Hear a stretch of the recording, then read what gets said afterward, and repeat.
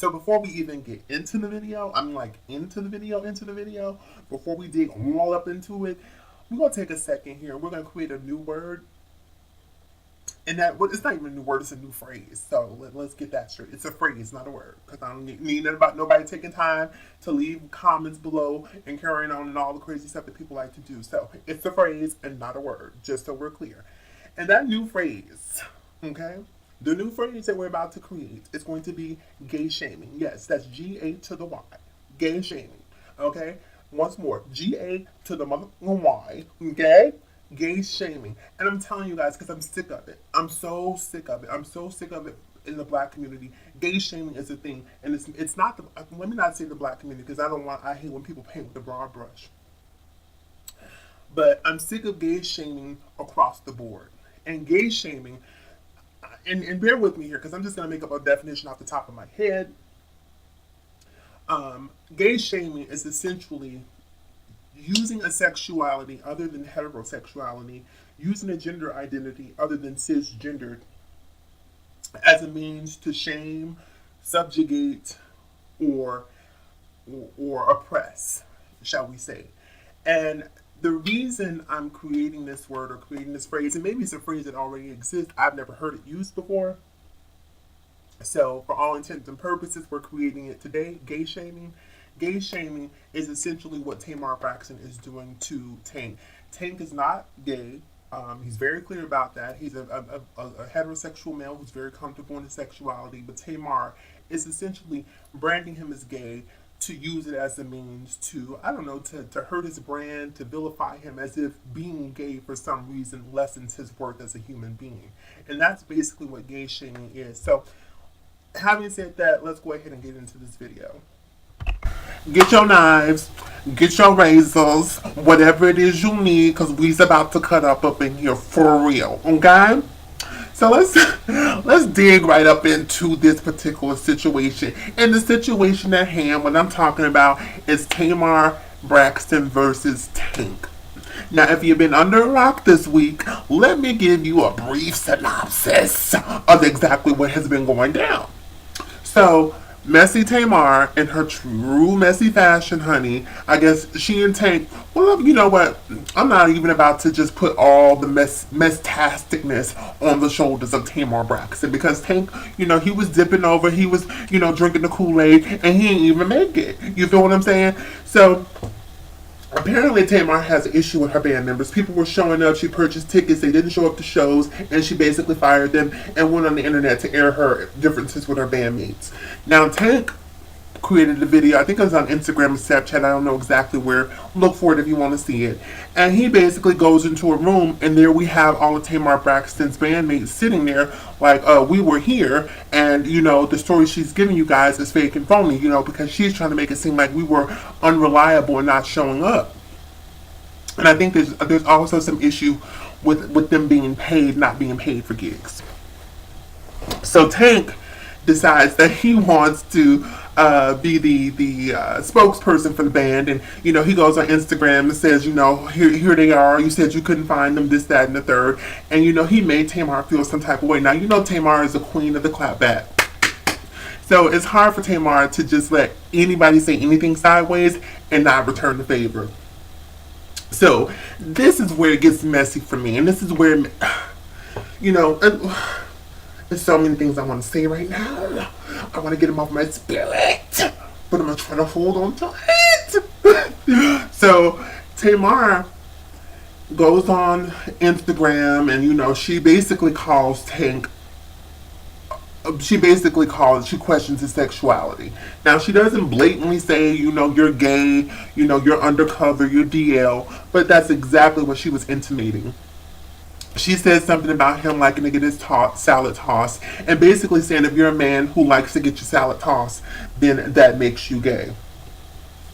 Now, I know 50 Cent has said something about it, and people question his sexuality as well. It's hard to be a black man out there, in music, because at some point in time, whether it's R&B, whether it's hip-hop, what have you, they're going to throw your sexuality is going to come into question, which just blows my mind, right? And let me tell you, So she talks about the man liking to get his salad tossed. Now, Gabrielle Union came out, I think a few months ago, saying that she did the same thing for Dwayne Wade. Now, what does that make her if she's a heterosexual woman doing that to a heterosexual male? You know, that people are into all types of freaky things, you know, in this day and age, right? You got men who are into pegging, and for those of you who are not familiar with pegging, pegging is essentially when a woman puts on a strap on. So he may not want to sleep with a man, but he still enjoys that prostate being stimulated. So I don't necessarily think that makes you gay. I mean, it's it makes you different. It makes you experimental. But we got to stop questioning people's sexuality and stop putting these labels on people. And what we certainly have to do is stop weaponizing the word gay. Stop weaponizing homosexuality and making it seem like a person being gay is an issue. Now I know a lot of people will say, well, it's not about being gay, it's about being down low. Be who you are. Live in the open. Don't hide your sexuality. Well, when you have women like Tamar, who the first thing they think to insult you when they get mad at you is to throw the sort of these homophobic slurs at you or these homophobic innuendos at you, then I don't know. It's interesting to me because I'm going to tell you why.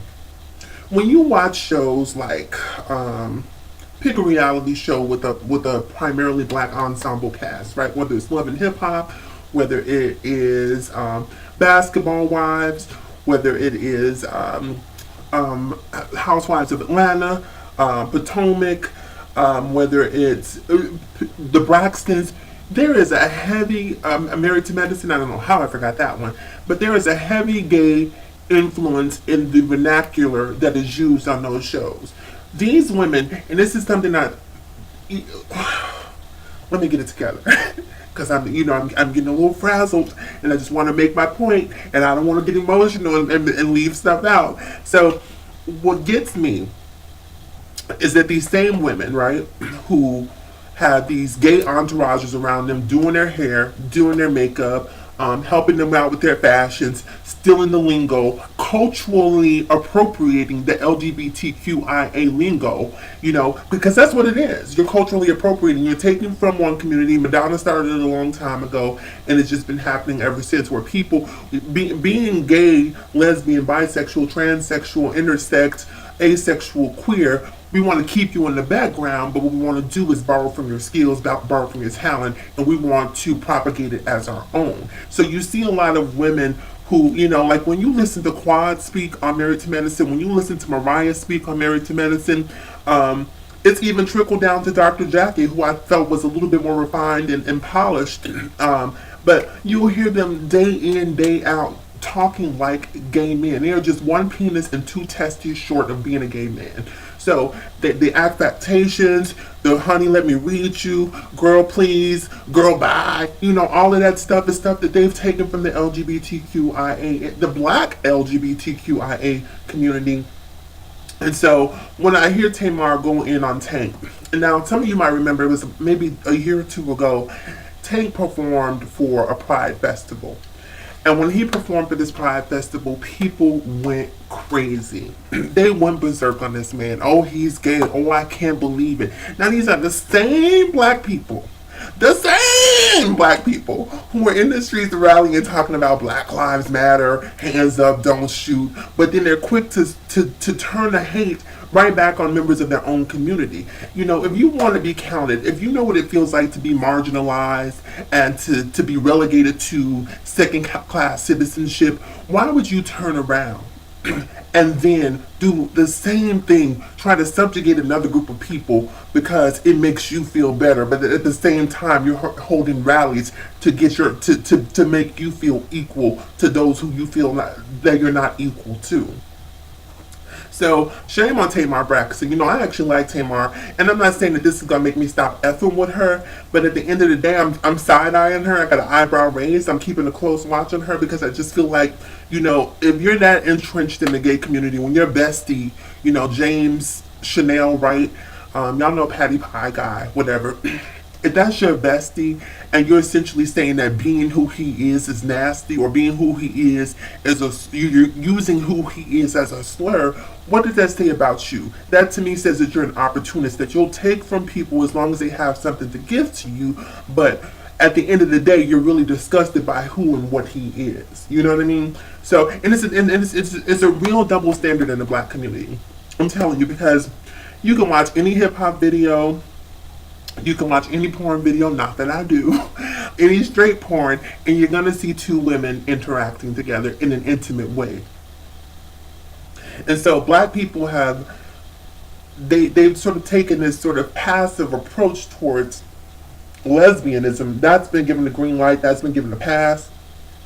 But gay men are still fighting for their rights and fighting for their equality. And that's not to say that lesbianism is totally accepted in the black community, but I do think that there is a hierarchy in terms of sexuality. And so it would be heterosexual, lesbian, gay, transsexual. That's sort of the way that it falls in terms of respect within the black community. You know, people think that it's okay to disrespect people, you know, and you can't be a hypocrite, right? You can't have it both ways. You can't be in these streets rallying, talking about hands up, don't shoot, because I'm a part of both communities. I'm black and I'm a part of the LGBTQ community. So, you know, if one of my brothers gets shot, I'm standing up, you know, because I don't care whether he's gay or straight. I'm not going to just stand up for the rights of someone who is black and gay. It's not like you have to quantify those two things in order for me to see wrong is wrong. You know, whether you're gay, straight, it doesn't matter. Wrong is wrong. And so you cannot, on one hand,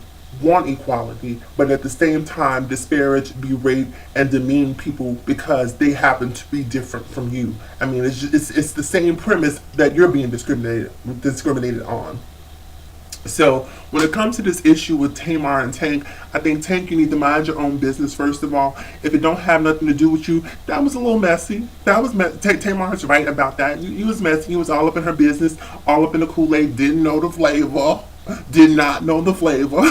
So why are you in her business, bro? Get some business of your own. Like, what's up with your show? How come your show is not popping enough? Because if your show was popping, you wouldn't have time to worry about Tamar's. So that's like, if Tamar's gonna come for Tank, come for him on something that is specific to Tank. Like, you can't throw a whole group of people under the bus because you're pissed off, especially not a group of people that support you, buy your records. You know, you can't perform in any club in America or any club globally, internationally. Tamar is always going to have a built-in audience in the LGBTQ, especially the black LGBT community, because they F with her, for lack of a better term.